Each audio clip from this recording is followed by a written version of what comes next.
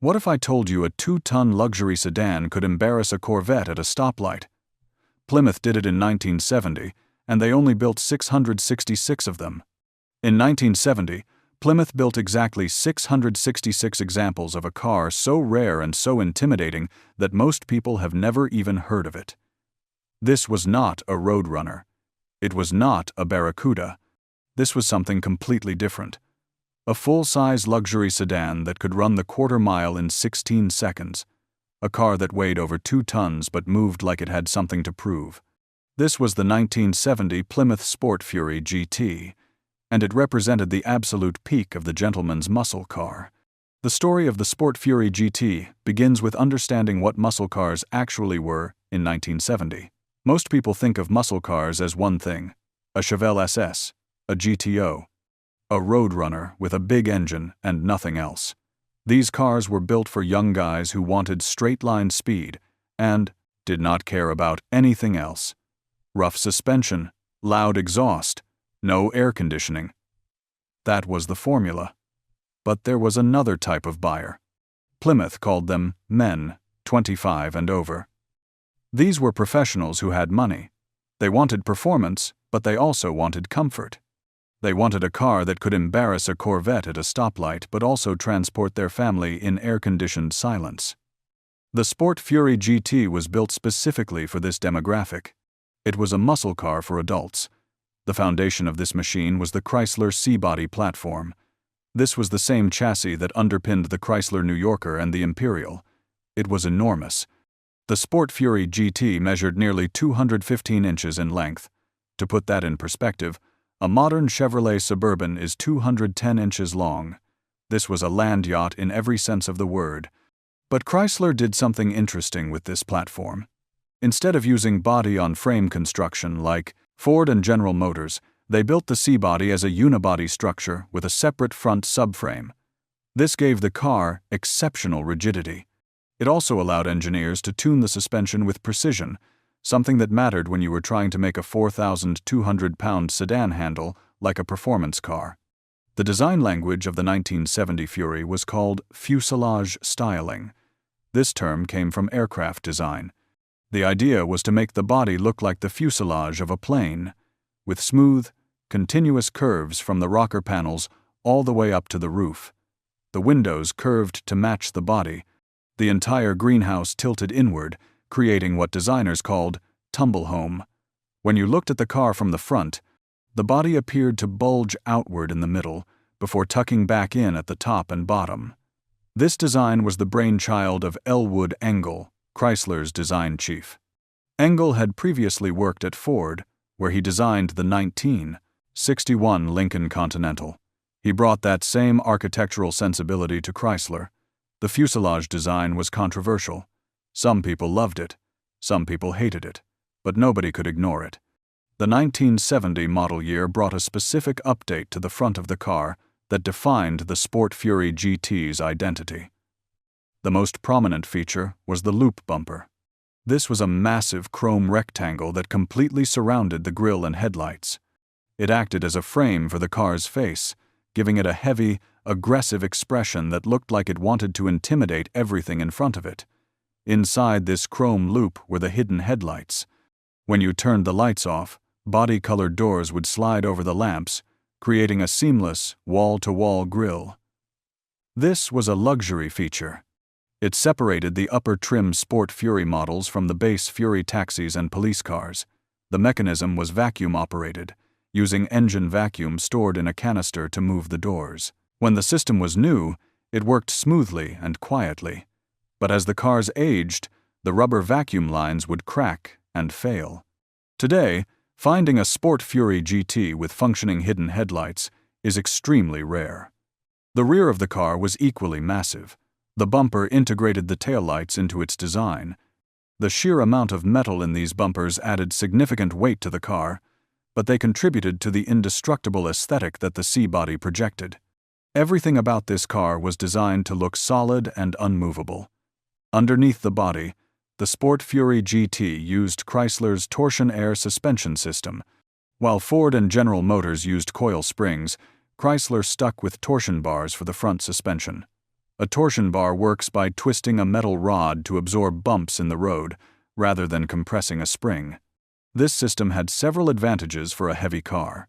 Torsion bars allowed easy adjustment of the front ride height, which was crucial for alignment. More importantly, they resisted brake dive better than coil springs. This meant the nose of the car stayed level during hard braking, giving the GT a sense of control that other big cars lacked. At the rear, the GT used semi-elliptical leaf springs. This was simpler technology than the coil-sprung setups used by GM, but it provided excellent lateral stability. It reduced the side-to-side sway that plagued many large American sedans. For the Sport Fury GT specifically, Plymouth installed a heavy-duty suspension package. This included stiffer torsion bars, stiffer rear springs, and firmer shock absorbers. A front anti-sway bar was standard, further reducing body roll during cornering.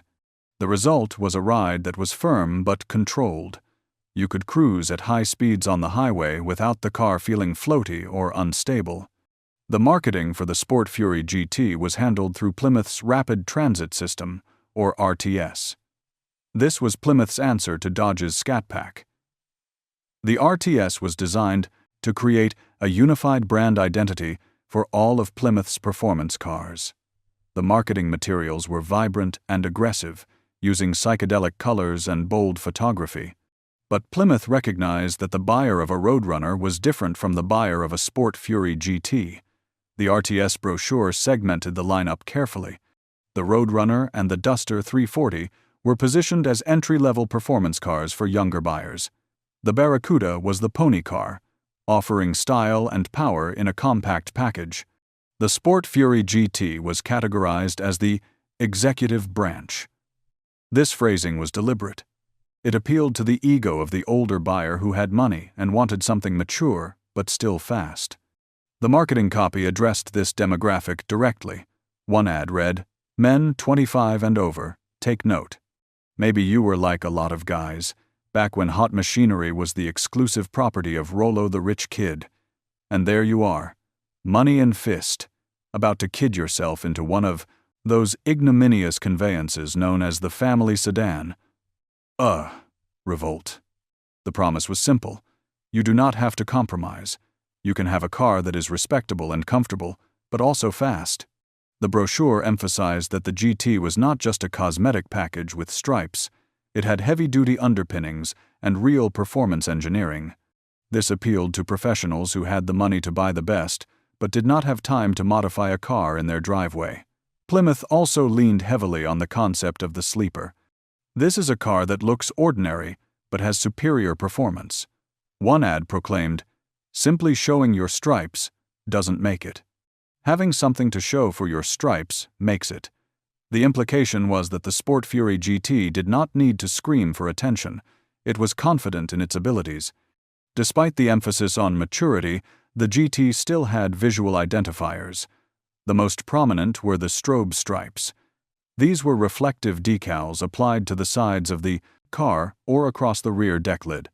The strobe effect used a series of broken lines that got progressively wider or narrower, mimicking the look of motion even when the car was standing still. Available in white, black, or burnt orange, these stripes were a nod to the racing stripes found on smaller muscle cars, but their placement was slightly more discreet. The hood featured power bulges. These were raised sections that hinted at the engine clearance required for high-rise intake manifolds. On the standard 440 engine, they were largely cosmetic, but they could be equipped with turn signal indicators, a feature that combined luxury convenience with performance aesthetics. The real story of the Sport Fury GT was under the hood. In 1970, Plymouth did not offer small block engines in the GT model. This car was exclusively powered by the RB series of big block V8 engines. RB stood for raised block, referring to the fact that the engine block was taller than the Plen, standard B-series block to accommodate a longer stroke. The standard engine was the 440 cubic inch V8, known as the Super Commando. This engine was a masterpiece of torque-heavy engineering. It featured a deep skirt cast iron block, with a bore of 4.32 inches and a stroke of 3.75 inches. The displacement worked out to exactly 440 cubic inches, or 7.2 liters. The standard GT engine breathed through a single 4-barrel carburetor, typically a Carter AVS or a Holley unit, depending on when the car was built. This configuration produced 350 horsepower at 4,400 RPM and 480 pound-feet of torque at 2,800 RPM. The torque figure is what mattered most. In a heavy car like the GT, horsepower determines top speed, but torque determines acceleration. The 440's ability to generate nearly 500 pound-feet of twist at a relatively low 2,800 RPM meant the car could launch with authority without needing to be revved high. This suited the executive character of the car perfectly. Power was available instantly and effortlessly. You did not have to work for it. For buyers who found 350 horsepower insufficient, Plymouth offered option code E87. This was the 440 6-barrel engine, and it is the holy grail of C-body collectors. While the 426 Hemi is often cited as the ultimate Mopar engine, it was never available in the C-body Fury. The 440 6-barrel represented the absolute peak of factory performance for this platform. The defining feature of this engine was its induction system. Instead of a single carburetor, it used an Edelbrock aluminum intake manifold, topped with 3 Holley 23002 2-barrel carburetors. The center carburetor handled all normal driving duties, providing reasonable fuel economy and a smooth idle. The 2 outboard carburetors sat dormant until you mashed the throttle. Upon heavy acceleration, vacuum diaphragms would pull the outboard throttles open, unleashing a combined airflow of nearly 1,350 cubic feet per minute. The 6-barrel engine was not just a bolt-on top end. The bottom end was significantly reinforced. It featured heavier connecting rods, often called 6-pack rods, which were shot-peened for durability. Because these rods were heavier, the crankshaft had to be rebalanced, requiring a specific harmonic balancer unique to the 6-barrel engines. The camshaft profile was more aggressive, with increased lift and duration to take advantage of the high-flow induction. The valve springs were stiffer to prevent valve float at high RPM.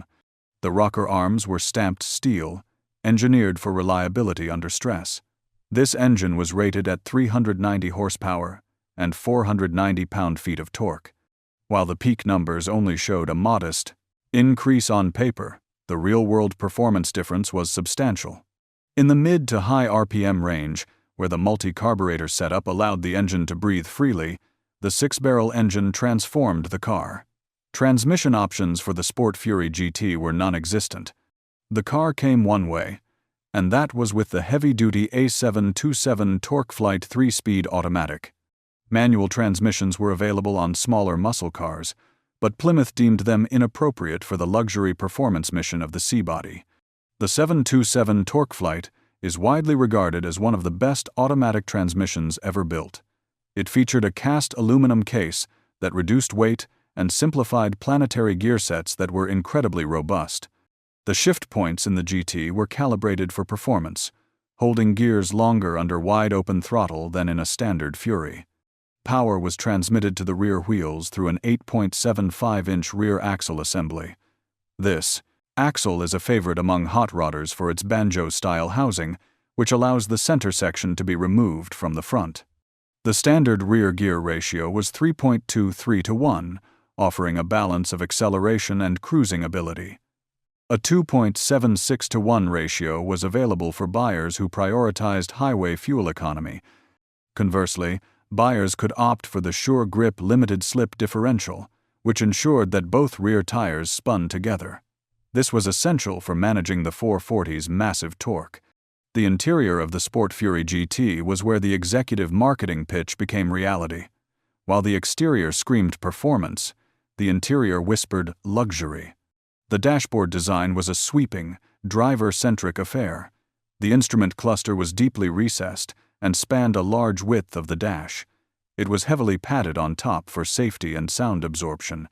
The gauges were illuminated by floodlighting, a soft, indirect light that reduced eye strain at night. This feature was marketed as being similar to aircraft instrumentation.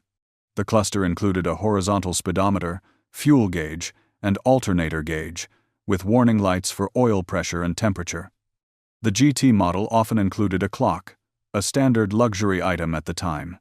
The seating arrangements highlighted the duality of the car's character. The standard configuration was a split bench seat, with a fold-down center armrest. Upholstered in high-grade vinyl, or a cloth and vinyl combination, this seat offered the comfort of a living room sofa. It allowed for 3 across seating in the front, making the car a true 6-passenger vehicle. For the true sporting enthusiast, optional bucket seats were available. These high-back vinyl seats provided better lateral support during cornering. When bucket seats were ordered, they were often paired with a center console. This console housed the gear selector, moving it from the column to the floor, and provided a storage compartment.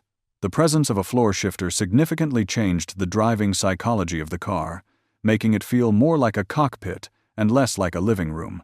For maximum luxury, buyers could opt for the Brougham package features, which included upgraded upholstery with a pillowed, button-tufted look that mimicked fine furniture. A unique feature available on the Sport Fury GT was the rim-blow steering wheel. In traditional cars, the horn was activated by a button in the center of the wheel. The rim-blow wheel dispensed with this. Instead, a soft rubber switch was embedded into the inner circumference of the steering wheel rim. This allowed the driver to sound the horn by simply squeezing the steering wheel at any point along its rim. It was marketed as a safety feature. The driver never had to take their hands off the wheel to honk. However, the system had flaws. Over time, the rubber would harden and crack, or the contacts would corrode, leading to horns that either would not work, or, worse, would stick in the on position. Because of these reliability issues and the difficulty of manufacturing the complex switch, the rim-blow wheel was a short-lived feature. Today, functioning examples are extremely rare and highly desirable among collectors. The production numbers of the 1970 Sport Fury GT are a source of endless fascination. In the world of mass-production automobiles, round numbers are rare. Specific numbers with cultural baggage are even rarer. Yet the official records indicate that Plymouth produced exactly 666 Sport Fury GTs in 1970. This number has fueled the car's legend, giving it a slightly sinister, beast-like reputation that fits well with its aggressive nature. However, the breakdown of these numbers reveals the true scarcity of the high-performance variants. Total production was 666 units. Of these, approximately 600 to 605 units were equipped with the 444-barrel engine producing 350 horsepower. The 446-barrel cars, the V-code cars, are the rarest of the rare. Estimates vary slightly due to incomplete records, but the consensus is that between 61 and 66 units were equipped with the 6-barrel engine. Of these, only 3 6-barrel cars were documented as being shipped to Canada. To put these numbers in context, consider the GT's sibling, the Sport Fury S23. The S23 was visually very similar to the GT, featuring the same strobe stripes and hood bulges. However, the S23 came standard with the 318 cubic inch small block V8, an economy engine. Approximately 694 S23 models were produced. The fact that the expensive, big block GT sold almost as many units as the cheaper, small block S23 indicates that buyers who walked into a Plymouth showroom wanting a sporty full-size car were not interested in half measures. They wanted the power to back up the look. Driving a 1970 Sport Fury GT requires an understanding of the physics of heavy machinery. With a curb weight exceeding 2 tons and a wheelbase of 120 inches, the GT was not a canyon carver like a Lotus or a Porsche. However, for its class, it was surprisingly capable. Marketing materials described the ride as having a road-hugging wide stance. In reality, the Torsion-Aire suspension provided a unique blend of compliance and control. The torsion bars allowed the wheels to move independently over bumps, isolating the cabin from road harshness. On the highway, this translated to a sensation of floating stability. The car tracked straight and true, impervious to crosswinds or pavement irregularities. The heavy-duty suspension components included in the GT package were essential. Without them, a base Fury could wallow and heave like a boat in rough seas. The GT's stiffer springs and sway bar kept the body relatively flat during cornering, although body roll was still noticeable. The limiting factor was often the tires. The GT came standard with H70/15 fiberglass belted tires. While wide for the time, these bias-ply tires lacked the grip and sidewall stiffness of modern radials. This meant the tail of the car could step out easily if the driver applied too much throttle mid-corner. Stopping a 4,200-pound missile from 100 miles per hour or 161 kilometers per hour was a significant engineering challenge. The GT came standard with heavy-duty 11-inch drum brakes at all four corners. While drum brakes are generally less efficient than discs at dissipating heat, the 11-inch drums used by Chrysler were massive and provided significant swept area. For normal driving, they were adequate. Smart buyers opted for the power front disc brakes. These provided vastly superior fade resistance, crucial for a heavy car being driven enthusiastically. Today, collectors highly prize examples originally equipped with disc brakes. It is impossible to discuss a 440 cubic inch engine without addressing fuel consumption. In 1970, gas was cheap, which was fortunate for GT owners. The 440 six-barrel engine, despite the efficiency of its center carburetor, was a thirsty beast. Real-world fuel economy often hovered in the single digits. 8 to 10 miles per gallon was common, and aggressive driving could drop that to 5 or 6 miles per gallon. With a 23-gallon fuel tank, the range was decent for cruising, but frequent stops at the pump were a reality of ownership. Due to the extremely low production numbers, tracking individual Sport Fury GTs has become a pastime for Mopar historians. A few specific cars have surfaced in recent years, providing a window into the past. Perhaps the most famous survivor is a scorch red Sport Fury GT discovered in a West Virginia barn.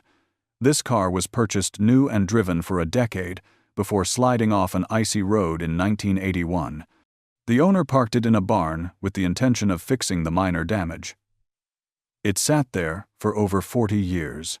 When unearthed by rocket restorations, the car was found to be a numbers-matching six-barrel car. This means the engine block in the car was the exact one installed on the assembly line in 1969. It retained its original bucket seat, interior, console, 8-track player, and even the rare rim-blow steering wheel. Protected from the sun, the original red paint was largely intact beneath layers of dirt. This car serves as a reference benchmark for restorers, showing exactly how factory markings, hose clamps, and wiring were routed. Another significant example is a GT finished in burnt orange metallic with a matching interior. This car is notable for being largely unrestored. It retains most of its original paint, save for one quarter panel. The interior is original, showing only minor wear. This is a 444-barrel car, representing the standard GT configuration. It illustrates that even without the six-barrel engine, these cars were cherished and preserved. The presence of period-correct aftermarket headers hints at the car's history of being lightly modified for street performance in the 1970s. Another noteworthy example is a Jamaica blue metallic Sport Fury GT owned by Dave Wheeler.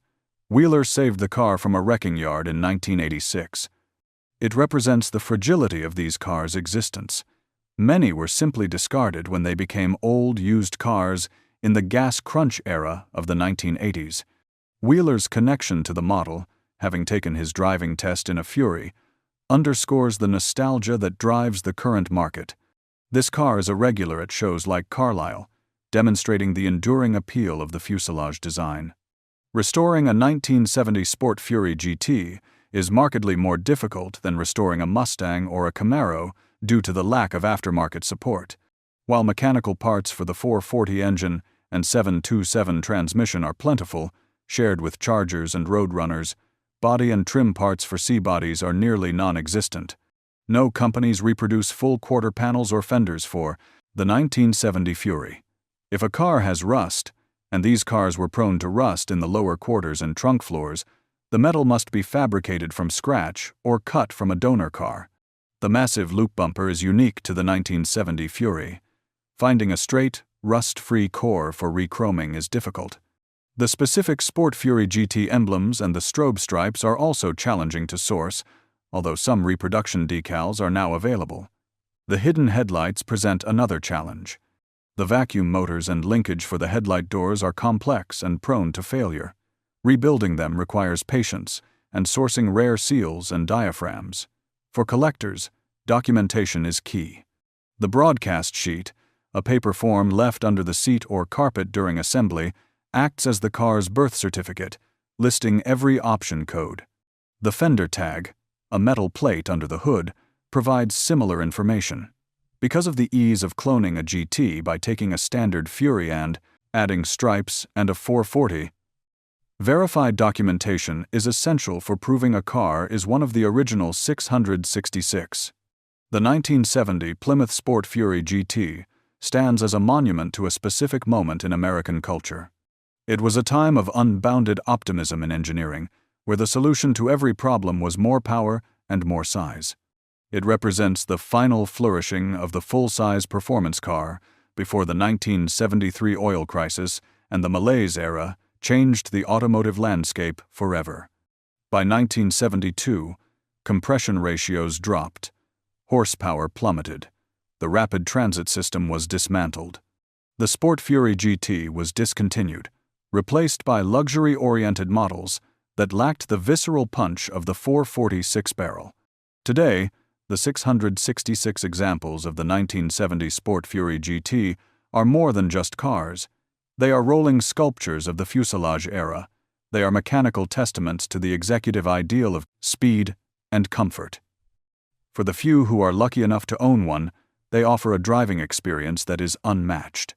The feeling of commanding a powerful, unstoppable force, wrapped in the comfort of a corporate boardroom. This was not a car for everyone. It was not trying to be. It was built for a specific buyer, a man who had graduated from the harsh suspensions of pony cars, a professional who required a vehicle that projected success and maturity, yet someone who refused to relinquish the visceral thrill of acceleration. The Sport Fury GT was a paradox. A limousine with the heart of a drag racer, an executive express that could embarrass cars half its weight, a car so rare that most people have never heard of it. And yet, for those who know, it represents the absolute peak of what a full-size American performance car could be. In the landscape of muscle car history, the Sport Fury GT occupies a unique space. It is not as famous as a Hemi Cuda or a Boss 429 Mustang. It does not have the racing pedigree of a Shelby or a Yenko, but what it does have is character. It has presence. It has that devilish production number of 666 that seems almost too perfect to be coincidental. This was Plymouth's answer to a question that very few people were asking. Can you build a car that is both a gentleman's cruiser and a legitimate performance machine? Can you combine the comfort of a Chrysler New Yorker with the power of a Roadrunner? The answer was yes. And they built exactly 666 of them.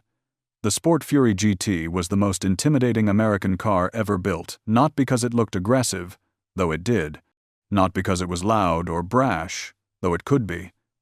It was intimidating because it represented the confidence of absolute capability. It did not need to announce itself. It did not need flashy graphics or loud exhaust.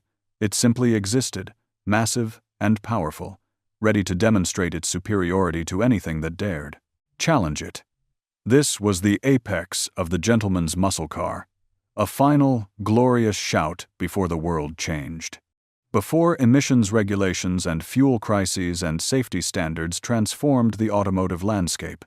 The 1970 Plymouth Sport Fury GT captured a moment in time when engineers were given free rein to build whatever they could imagine. And what they imagined was a 2-ton luxury sedan with a triple carburated 440 cubic inch V8 that could run the quarter mile in the low 16-second range while keeping its occupants in air-conditioned comfort. Today, finding one of these cars is like finding a ghost. They are out there, hidden in barns and garages, cherished by owners who understand their significance. Each one is a survivor. Each one is a reminder of what American automotive engineering was capable of when the only question was how much power can we fit in this thing. The 1970 Plymouth Sport Fury GT, 666 built, fewer than 70 with the six-barrel engine. A car that defied categorization. A car that proved you did not have to choose between comfort and performance. A car that remains, to this day, the most intimidating American car ever built.